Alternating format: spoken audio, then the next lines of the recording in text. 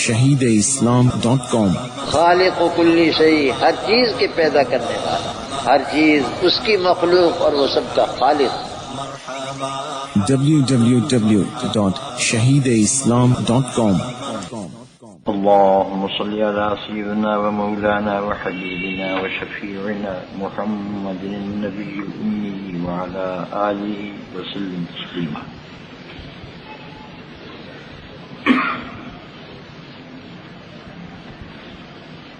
وعن أنس رضي الله تعالى عنه قال سألت النبي صلى الله عليه وسلم أن يشفع لي يوم القيامة فقال أنا فاعل. قلت يا رسول الله فأين أطلبك؟ قال اطلبني أول ما تطلبني على الصراط. اطلبني أول ما تطلبني على الصراط. قلت فإن لم ألقك على الصراط؟ قال فاطلبني عند الميزان. قلت فإن لم ألقك عند الميزان؟ قال فاطلبني عند الحوض فإني لا أخطئ هذه الثلاث المواطن. رواه الترمذي وقال هذا حديث غريب. وعن ابن مسعود رضي الله تعالى عنه عن النبي صلى الله عليه وسلم قال قيل له ما المقام المحمود؟ قال ذلك يوم ينزل الله تعالى على كرسيه فيئط كما يئط الرحل بالجديد من تضايقه وهو كسعة ما بين السماء والأرض ويجاء بكم حفاة عراة غرلا فيكون أول من يقصى إبراهيم عليه السلام. يقول الله تعالى اقصوا خليلي فيؤتى بغيتتين بيضاوين من رياض الجنة ثم أقصى على إثره ثم أقوم عن يمين الله مقاما يغبطني الأولون والآخرون. رواه الدارمي. وعن المغيرة بن شعبة رضي الله تعالى عنه قال قال رسول الله صلى الله عليه وسلم شعار المؤمنين يوم القيامة على الصراط رب سلم سلم. رواه الترمذي وقال هذا حديث غريب. وعن أنس رضي الله تعالى عنه أن النبي صلى الله عليه وسلم قال شفاعتي لأهل الكبائر من أمتي. رواه الترمذي وأبو داود ورواه ابن ماجه عن جابر رضي الله تعالى عنه. وعن عوف بن مالك رضي الله تعالى عنه قال قال رسول الله صلى الله عليه وسلم أتاني آت من عند ربي فخيرني بين أن يدخل النصف أمتي الجنة وبين الشفاعة فاخترت الشفاعة وهي لمن مات لا يشرك بالله شيئا. رواه الترمذي وابن ماجه. وعن عبد الله بن أبي الجدعاء رضي الله تعالى عنه قال سمعت رسول الله صلى الله عليه وسلم يقول يدخل الجنة بشفاعة رجل من أمتي أكثر من بني تميم. رواه الترمذي والدارمي وابن ماجه. وعن أبي سعيد رضي الله تعالى عنه أن رسول الله صلى الله عليه وسلم قال إن من أمتي من يشفع للفئام ومنهم من يشفع للقبيلة ومنهم من يشفع للعصبة ومنهم من يشفع للرجل حتى يدخل الجنة. رواه الترمذي.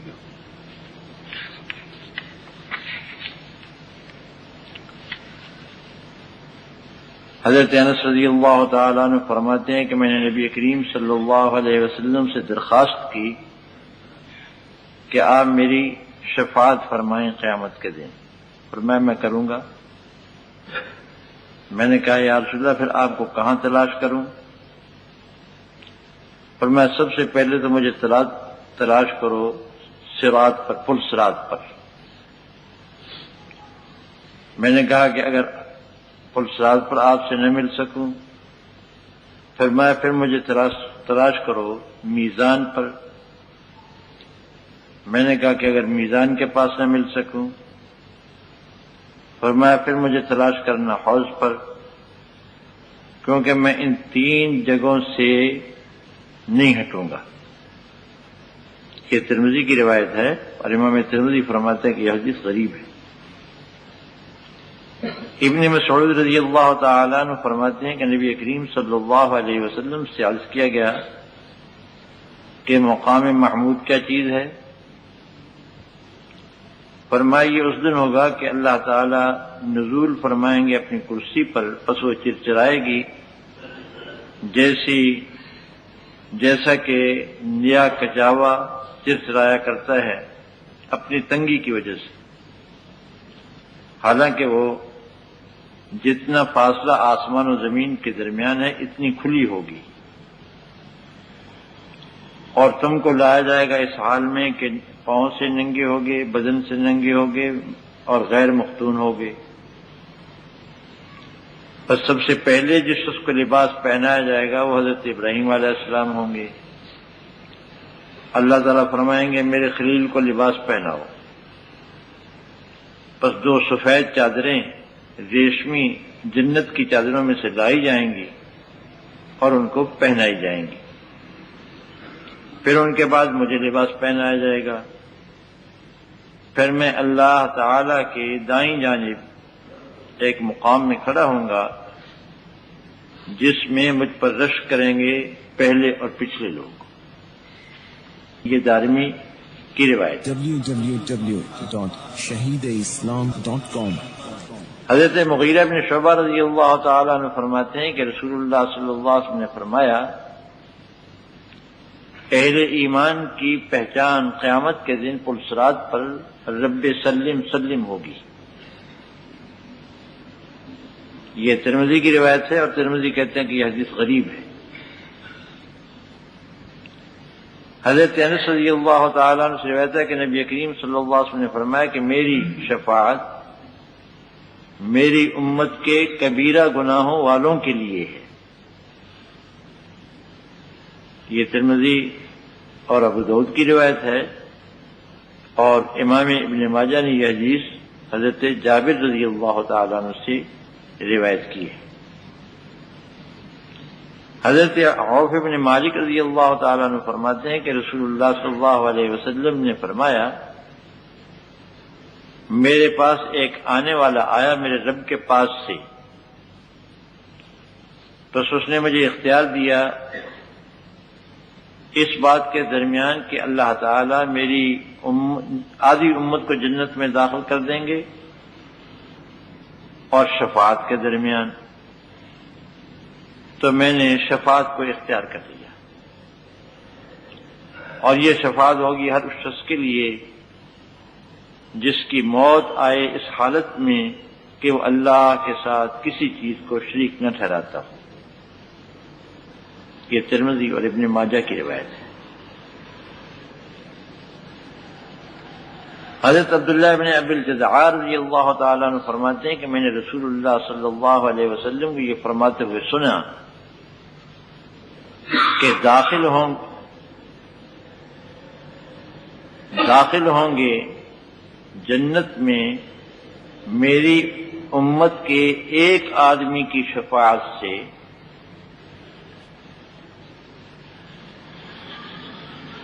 قبیلہ بنی تمیم سے زیادہ لوگ. یہ ترمذی، دارمی اور ابن ماجہ کی روایت ہے. حضرت ابو سعید خدری رضی اللہ تعالیٰ عنہ فرماتے ہیں کہ نبی کریم صلی اللہ علیہ وسلم نے فرمایا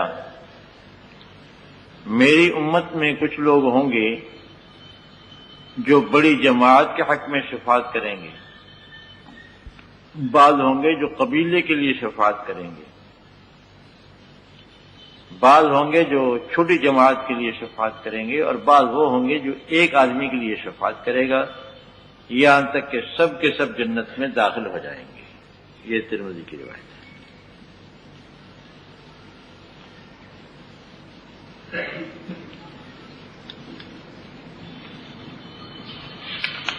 لا الہ الا اللہ.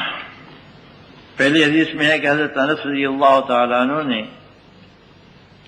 حضرت صلی اللہ علیہ وسلم سے درخواست کی کہ یا رسول اللہ میری شفاعت فرمائیں گے قیامت کے دن. یہ حضرت صلی اللہ علیہ وسلم کے خادم تھے. فرمایا ضرور کریں گے.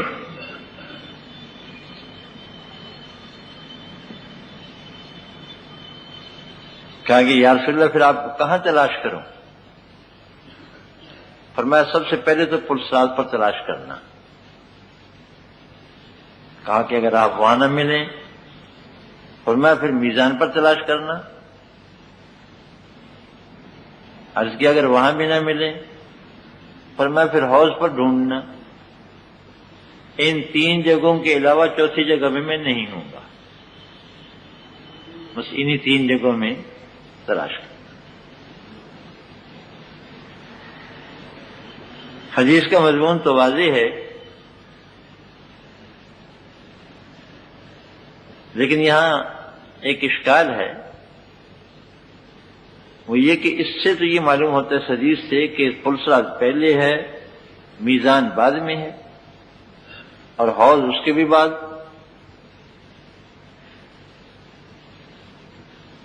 حالانکہ میزان پر نام عمل تلیں گے، اس کے بعد پھر پلسرات سے گزرنا ہوگا.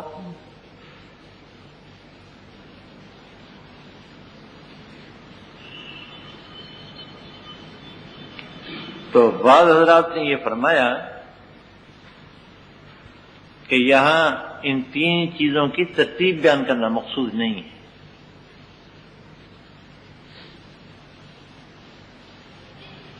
بلکہ دونوں کنارے ذکر کرنا مقصود ہے کہ یہاں سے لے کر وہاں تک تمہیں ڈھونڈنا چاہیے. اور یہ بھی احتمال ہے کہ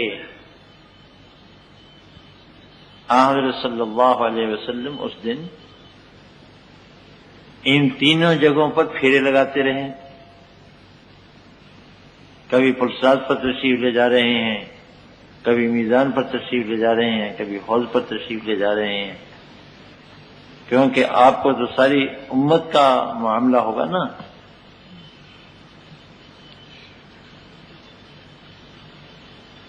تو ہر جگہ کا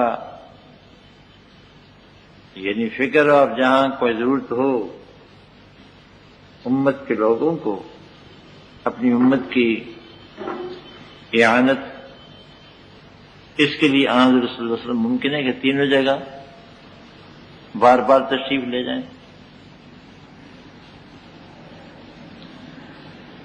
دوسری حدیث میں ہے کہ حضرت صلی اللہ علیہ وسلم سے عرض کیا گیا کہ یا رسول اللہ مقام محمود کیا ہے؟ اللہ تعالیٰ فرماتے ہیں عسیٰ ان یبعثک ربک مقاما محمودا. توقع ہے کہ آپ کو آپ کا رب مقام محمود پر کھڑا کرے گا. مقام محمود کیا چیز ہے؟ فرمایا کہ یہ اس دن ہوگا کہ جب حق تعالی شانہ نزول اجلال فرمائیں گے.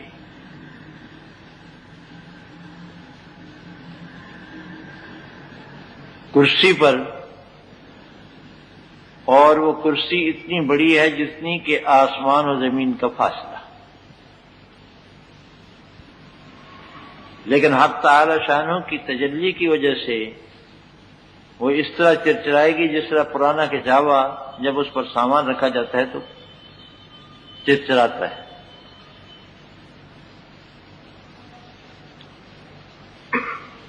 یہ تو ظاہر ہے کہ ان الفاظ کا لفظی مفہوم مراد نہیں ہے، بلکہ یہ حق تعالی شانہ کی صفات میں سے ہیں. اس کی صحیح حقیقت حق تعالی شانہ ہی کو معلوم ہے. پھر فرمایا کہ پھر تمہیں لایا جائے گا قبروں سے نکال کر اس حالت میں کہ تم حفاتن عوراتن غرلن ہو گئے، پاؤں سے بھی ننگے، بدن سے بھی ننگے، غیر مختون. اس کے بعد پھر لوگوں کو لباس پہنائے جائیں گے حق تعالی شانہ کی طرف سے، خلعتیں عطا ہوں گی. سب سے پہلے جس شخص کو لباس پہنایا جائے گا وہ حضرت ابراہیم علیہ السلام ہوں گے۔ حق تعالی شان فرمائیں گے کہ میرے خلیل کو لباس پہناؤ۔ چنانچہ جنت سے دو ریشمی چادریں سفید لائی جائیں گی اور حضرت ابراہیم علیہ السلام کو پہنائی جائیں گی، حلہ پہنایا جائے گا جیسے حاجی نے پہنا ہوا ہوگا۔ ان کے بعد پھر مجھے لباس پہنایا جائے گا۔ www.shahideislam.com لباس پہننے کے بعد رحمان کی دائیں جانب میں کھڑا ہوں گا، اور یہ دائیں جانب بھی متشابہات میں سے ہے اللہ کی۔ بہرحال جنت کی دائیں جگہ مراد ہوگی، اور آگے پھر فرمایا کہ میرا یہاں کھڑا ہونا ایسی لائق فخر چیز ہوگی کہ اولین اور آخرین کو مجھ پر رشک آئے گا۔ یہ مقام محمود ہے جس کی تفصیل پہلے گزر چکی، شفاعت کے لیے کھڑے ہوں گے۔ تیسری حدیث میں ہے کہ جب لوگ پل صراط پر سے گزر رہے ہوں گے تو اہل ایمان کا شعار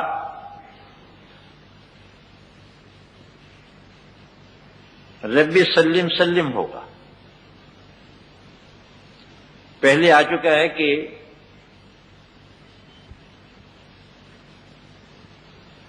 حضرات انبیاء کرام علیہم الصلوۃ والسلام اس دن سے بولتے ہوں گے، اور کوئی نہیں بولے گا جب لوگ پرساد پر سے گزر رہے ہوں گے۔ لیکن اہل ایمان اگر ایک دوسرے سے شناخت کے لیے کہ بھی کون ہے،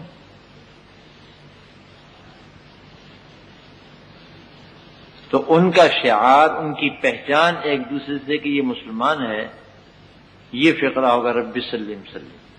یعنی جو انبیاء کرام علیہ السلام کا فقرہ تھا وہی فقرہ اس امت کو دیا جائے گا پہچان کے لیے۔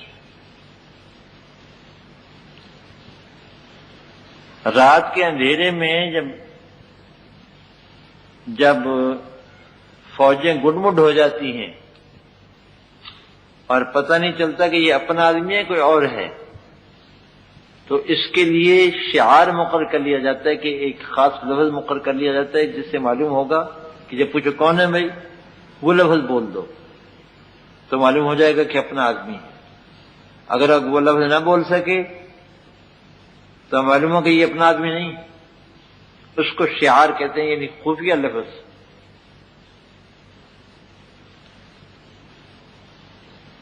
تو اس سے معلوم ہوتا ہے کہ پل صراط پر اندھیرا ہوگا اور پہچان مشکل ہو جائے گی۔ اس دن اپنا اپنا نور ہوگا اور اپنے اپنے نور میں چلنا ہوگا۔ قرآن کریم میں بھی یہ مذکور ہے۔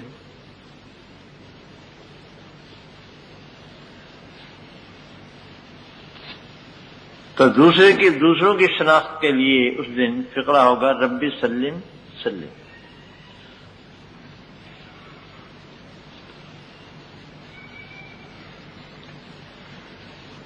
اس کے بعد دو حدیثیں اہل کبائر کی شفاعت کے لیے، اس پر تمام اہل سنت والجماعت کا اتفاق ہے کہ جو لوگ کبیرہ گناہوں کے مرتکب ہوئے،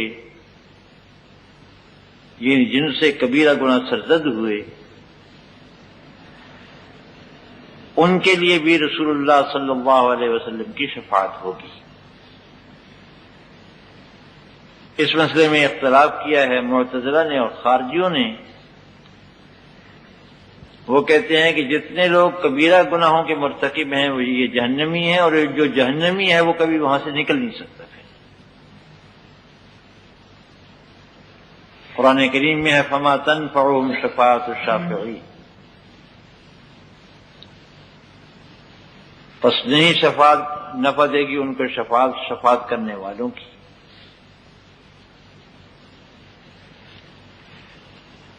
اور مالہم میں ولی ولا شفیع، نہیں ہوگا ان کا کوئی حمایتی اور نہ کوئی سفارشی۔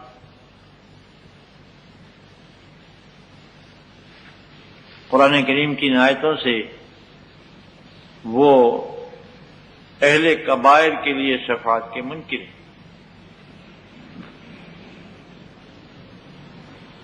لیکن یہ ان کی حماقت ہے، بے وقوفی ہے۔ یہ آیتیں مسلمانوں کے حق میں نہیں جو وہ پڑھ رہے ہیں، بلکہ یہ کافروں کے حق میں۔ کافروں کے حق میں کوئی شفاعت کرنے والا نہیں ہو، لیکن یہاں گفتگو ہو رہی ہے اہل ایمان کے بارے میں جو کبیرہ گناہوں کے مرتکب ہوئے، ان کے لیے شفاعت ہے، اور ان کی شفاعت کی دو صورتیں ہیں جن کو میں پہلے ذکر کر چکا ہوں۔ ایک یہ کہ گنہگاروں کی سفارش کر دی جائے، ان کو جہنم میں داخل نہ کیا جائے۔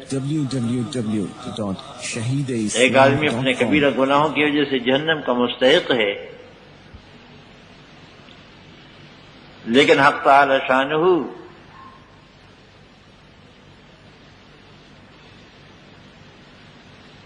اس کو حضرت صلی اللہ علیہ وسلم کی شفاعت سے یا کسی اور مقبول بندے کی شفاعت سے جہنم سے نجات عطا فرما دیں، جہنم میں جائے نہیں۔ اور دوسری صورت یہ کہ جہنم میں جانے کے بعد پھر شفاعت کے ذریعے ان کو نکال لیا جائے۔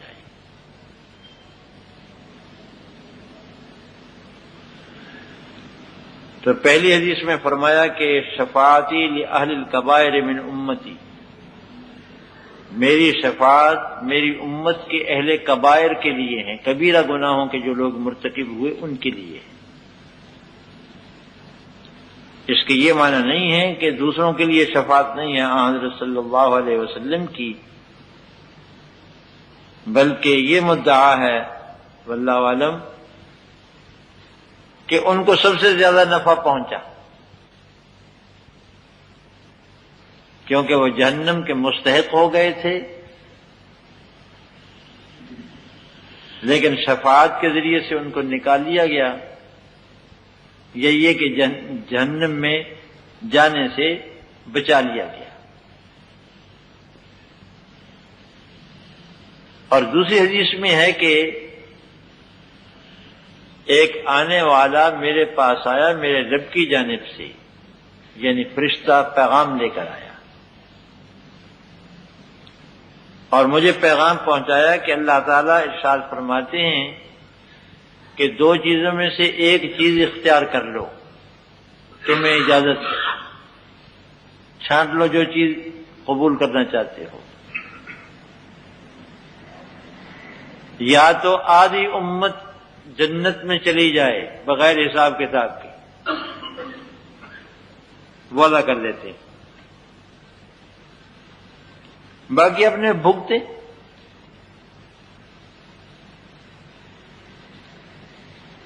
آدھی امت کے جنت میں جانے کی ضمانت دے دیتے ہیں، اور دوسری ہے شفاعت کہ آپ کو شفاعت کا حق دیا جائے گا، جس کے بارے میں آپ شفاعت فرمائیں گے اس کو بخش دیں گے۔ فرمایا میں نے آدھی امت کے بجائے شفاعت کو اختیار کر لیا۔ یہ جو ضمانت مجھے دی جا رہی تھی کہ آدھی امت کو جنت میں بھیج دیں گے، میں نے اس کو قبول نہیں کیا، بلکہ میں نے کہا کہ مجھے شفاعت چاہیے۔ فرمایا بہت اچھا، شفاعت سے، کیونکہ شفاعت سے ماشاءاللہ پوری امت کو نفع پہنچے گا۔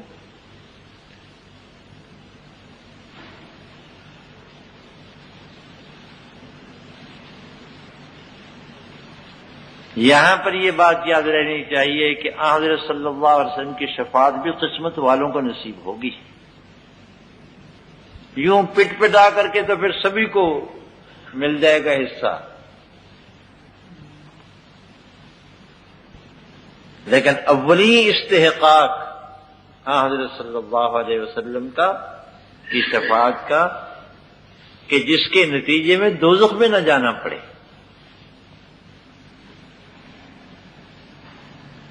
یہ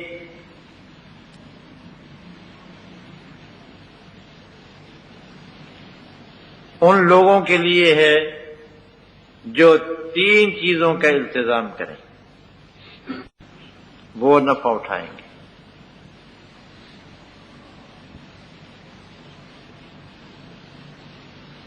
غالباً حضرت عامر بن عبسہ ہیں یا کون صحابی ہیں، اس وقت میرے نام ذہن سے نکل گیا، تہجد کے وقت پانی رکھ دیا کرتے تھے رسول اللہ صلی اللہ علیہ وسلم کے وضو کے لیے۔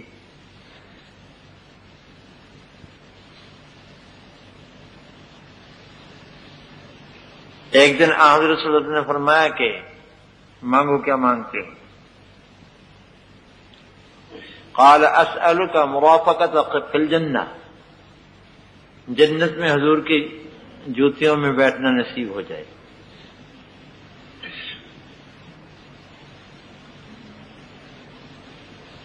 فرمایا اب غیر ذالک، کچھ اور مانگو۔ حل کیا ہوا ذالک، بس اتنا ہی ہے اور کچھ نہیں، اور کچھ نہیں چاہیے، بس یہی چاہیے۔ فرمایا فأعنی بکثرت السجود، بہت اچھا، ذرا میری مدد کرنا زیادہ سجدے کر کے۔ منظور ہے، لیکن مجھے کچھ کہنے کے لیے بھی تو گنجائش ملے نا۔ تو میری مدد کرنا زیادہ سجدے کر کے۔ اسی طرح میں کہتا ہوں کہ حضرت صلی اللہ علیہ وسلم کی شفاعت چند لوگوں کو نصیب ہوگی۔ ایک تو جو شخص کثرت کے ساتھ رسول اللہ صلی اللہ علیہ وسلم پر درود شریف پڑھتا ہوں،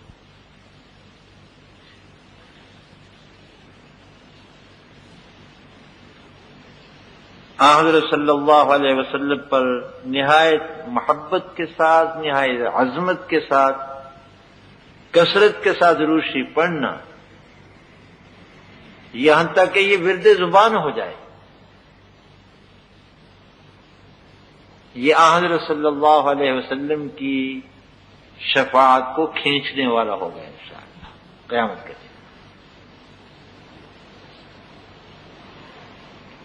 دوسری، حضرت صلی اللہ علیہ وسلم کی سنت کی پیروی، خصوصیت کے ساتھ ان سنتوں کی پیروی جن کو امت نے مٹا دیا ہے،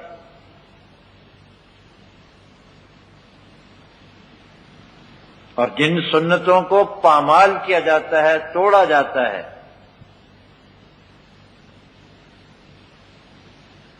ان سنتوں کی پیروی رسول اللہ صلی اللہ علیہ وسلم کی شفاعت کا موجب ہوگی۔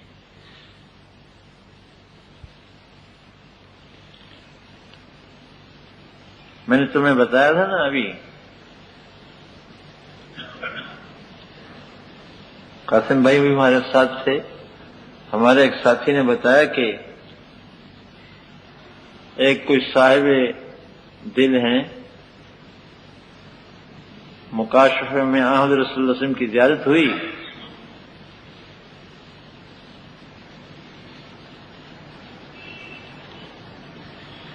تو انہوں نے عرض کیا کہ یا رسول اللہ، آپ کا معمول مبارک یہ تھا کہ اگر کوئی ایسا غلط کام کر کے آتا تھا تو آپ اس کے سلام کا جواب نہیں دیتے تھے، منہ پھیر لیتے دوسری طرف،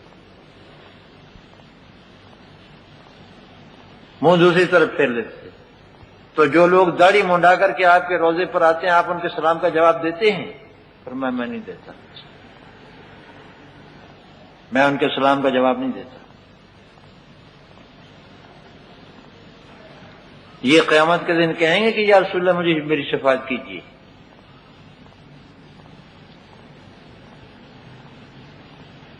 بیوی نہیں مانتی، دفتر والے نہیں مانتے، ابا جی نہیں مانتے، امی جی نہیں مانتے، فلانے جی نہیں مانتے. ابھی تو تم بچے ہو، داڑھی پھر رکھ لینا، بڈھے ہو کے رکھ لینا.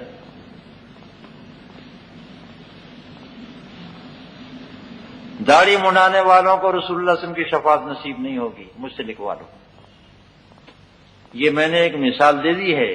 جتنی سنتوں کو رسول اللہ صلی اللہ علیہ وسلم کی سنتوں کو توڑتے ہو، حضور صلی اللہ علیہ وسلم کی سنتوں کو توڑنے والوں کو حضور کی شفاعت نصیب نہیں ہوگی. ہاں پٹ پٹا کے بعد میں جو سب دنیا جائے گی تو پھر وہ تو بعد کی بات ہے نا. محروم تو کوئی بھی نہیں رہے گا انشاءاللہ.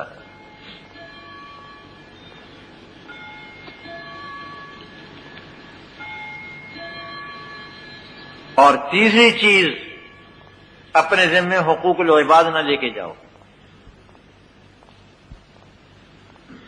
لوگوں کے حقوق اپنے ذمے نہ لے کے جاؤ، ورنہ حضور صلی اللہ علیہ وسلم کی شفاعت سے محروم رہو گے.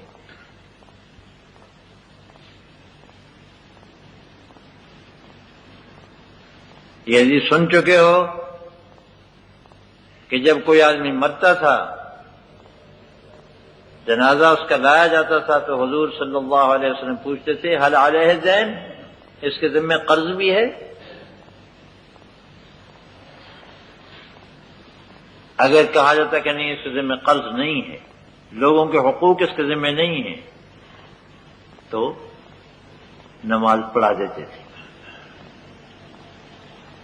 اور اگر قرض ہوتا تھا تو آپ فرماتے صلوا علی اخیکم، اپنے بھائی کی نماز پڑھو.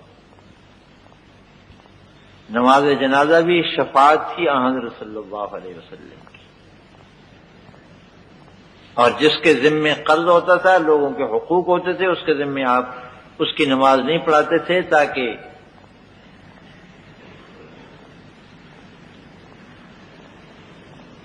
اور آخری زمانے میں جب اللہ تعالی نے فتوحات عطا فرما دیں تو آپ پوچھتے تھے، آپ اعلان فرما دیتے تھے کہ من ترکا مالن فلورثتہ، جس شخص نے مال چھوڑا ہو وہ اس کے وارثوں کا. ومن ترک کلن اور دینن فعلی والی،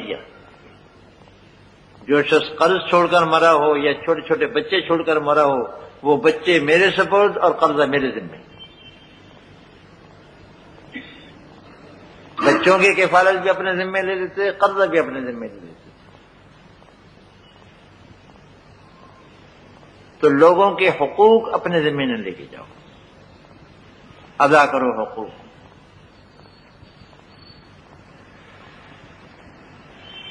دونوں ہاتھوں سے لوگوں کے بال سمیٹ کر پھر چاہیں کہ شفاعت ہو جائے رسول اللہ صلی اللہ علیہ وسلم کی.